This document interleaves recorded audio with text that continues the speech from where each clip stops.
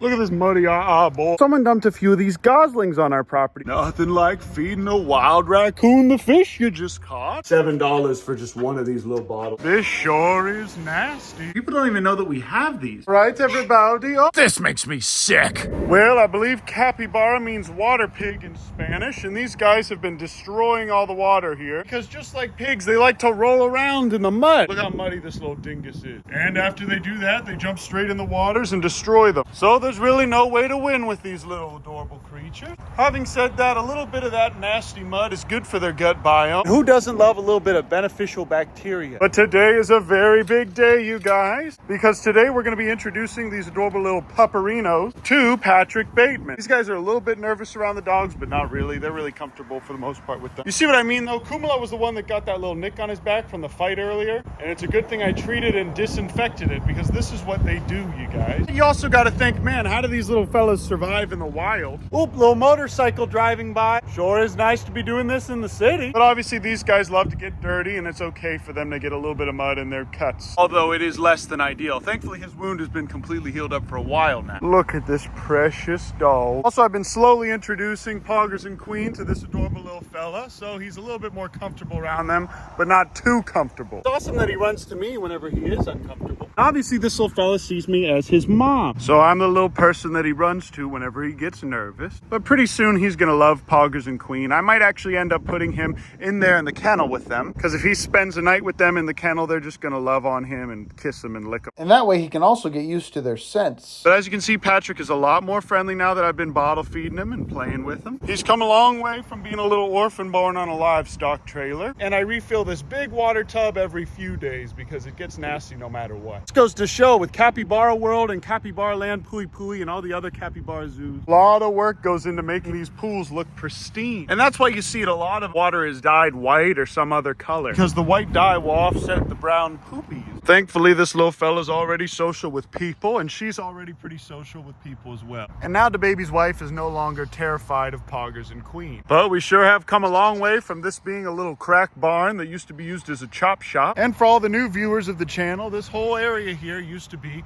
a nasty little dump. We had to clean up dozens of barrels of oil, 200 to 300 tires just from this little section here, thousands of spark plugs and oil cans. And I had to spend probably about 70 hours collectively with friends picking up thousands of plastic chunks and shards of glass that could harm these animals if they ate them. Also, Donda and Kanye are doing very well over here. They have a nice shady area here all day and plenty of food and water. My developer told me that I needed to cut all these trees down because it would look so much better. And while that may be true for some people, it's invaluable to own a patch of land like this that has plenty of shade that's natural. Although I don't know if you guys remember this, but last year all of these leaves got destroyed by a nasty little worm. But look at this precious little boy. And I think this little fella is almost due for another little checkup on his bum hole. Look at all the flies that are bothering that poor boy. Is there anything that you guys recommend for getting rid of the flies on this adorable little creature? I know that's not going to kill him, and he's a lot healthier than he was a few days ago, but it would be ideal if we could get rid of all those flies altogether. But look at this precious little child wandering around in the tall grass.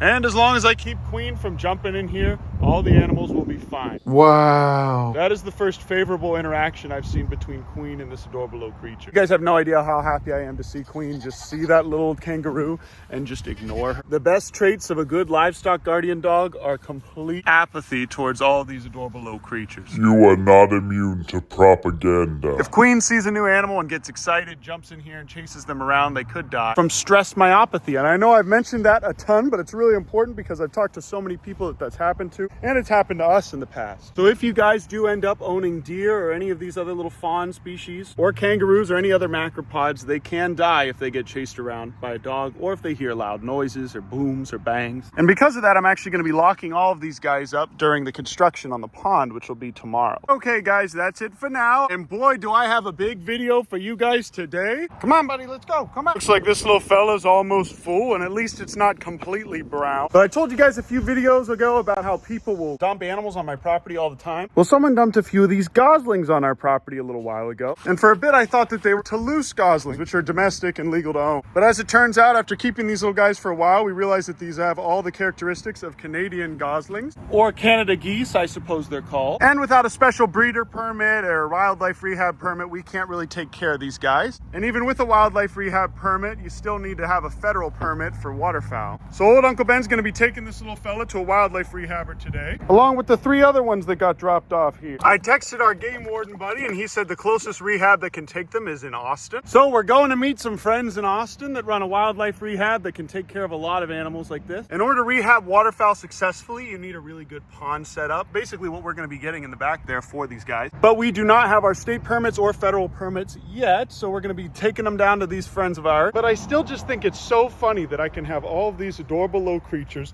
and this literal antelope from India. Bottle raise them, give them shots, sew their wounds, rehab them with no permits, and the sulcata tortoise from, I think, Africa. And I can rehab ostriches with splayed legs, emus with wry neck, puppies and kittens that need to be bottle fed. Not to mention crocodiles, pigeons, and domestic geese. And even monkeys and a zebra. But if somebody dropped these off and I tried to rehab them without a receipt from a seller that's licensed, committing either a Class C misdemeanor or a felony. Thankfully, I'm on a texting basis with our game warden. He said we have permission to transport them as soon as we identify them as Canadian geese. And judging from the beaks and the patterns, I'm 90% sure that's what they are, and it's not worth taking the risk. We're going to Austin. But also what's funny is we have Rhea eggs and goslings hatching in here right now as we speak. I've also been syringe feeding this little creature and bottle feeding him the same way you would feed a bobcat. And for the early parts of their life, it requires about the same skill set. But anyways, because we're heading all the way down to Austin, I also want to show you guys a special little fish that we can only catch down there, that we can legally just bring up here and put in our fish tank. It's the same thing with fish, you guys. There's a lot of little laws about keeping little fish that you catch in the wild. And bass aren't even legal to own this small unless you can buy them from a special breeder or catch them in a private pond. See, this is what I'm talking about. Look at how this fella's just covered in mud. Look at this dingus just sitting in there, and they already pooped so dang much. See what I mean though, guys? It's not the poop that makes this nasty, it's the mud that they roll around in. Well, good morning, Master Oogway.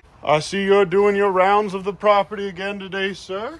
Look at this muddy boy. All right, everybody. Oh, hello. I'm going to say goodbye to Biggerton. I'm going to bottle feed our adorable little baby. Wow, 2 yahoos today. Perhaps another yahoo, sir. Please, please, please, another yahoo. Please, another yahoo, Mr. Ounce. Oakley dokley, I'm bottle feeding this guy, and then we're heading straight to Austin. Also, we miraculously had just enough milk to get this little guy his last bottle. If you guys are wondering where I get all of this goat's milk, we just get it from a goat dairy. We'll give it to you in bags or bottles that you can freeze. And you can also just buy them straight from HEB. They do sell raw goat's milk at HEB, but it's very expensive. Old Uncle Ben ain't trying to pay $7 for just one of these little bottles every feeding. That's outrageous. Here we go. All right, gamers, here we are. This is the Blue Moon Donkey Sanctuary and all things wildlife rehab. I hope they're okay with me filming their property, but you guys should go check them out and give them a donation because they're good people.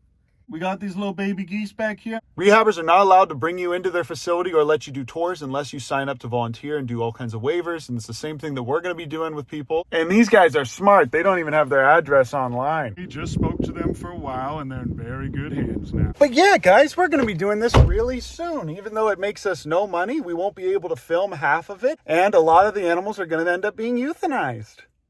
Well, this sure is nasty. I am so glad I moved out of Austin. It just gets more and more foul every year. I love this city. While there are things to do and it is fun, it's become so congested and disgusting that going on a Saturday is awful. I just gave this little fella one of my fish. He's still eating that other one? Oh, he's still eating that other one. Look at that. Wow. Nothing like feeding a wild raccoon the fish you just caught. All right, I caught this other fish. I'm gonna see if I can give it to this little fella. Oh, I'm sorry, John B. and every other fishing YouTuber. Do you guys ever do catch and release to the raccoons? There you go, buddy. Here, take it, buddy, take it. Look how he just grabs it with his little Look paw. at him just picking it up with his hand. You know what they say, guys? Give a man a fish, feed him for a day. But teach a man to fish and feed him for his life. But okay, we still haven't gotten a little cichlid yet, so I'm gonna keep moving. Goodbye, little man. Now that I have this weighted blanket on here, Gustavo Fring can't escape. And he looks like he's a lot more comfortable in here with this cover. Okay, guys, we didn't get the cichlids, but we did get these. These are long-ear sunfish, but from the nice creeks in Austin. They look so much prettier. Look at that beautiful fish. And that thing is just native here in Texas. People don't even know that we have these. We also have this adorable little green sunfish, and they're fun because they have huge mouths. So now we have two really pretty long-ear sunfish in here. This adorable little bass, a little spot-tail shiner, and a pretty little green sunfish, who's actually probably a hybrid now that I look at him.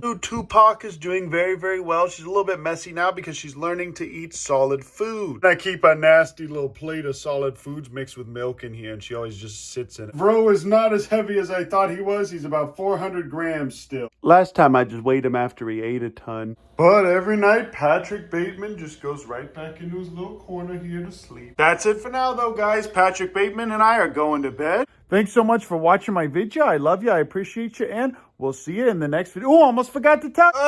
Fine, whatever, I'll leave. I know when I'm not wanted here. You guys don't have to buy or like anything.